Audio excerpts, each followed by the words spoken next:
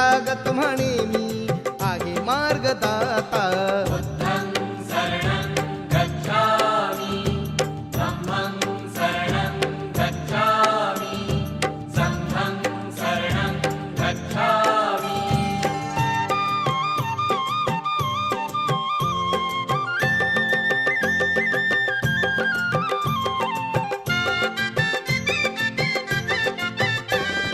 धम्म आहे माझा सकल जनांचा.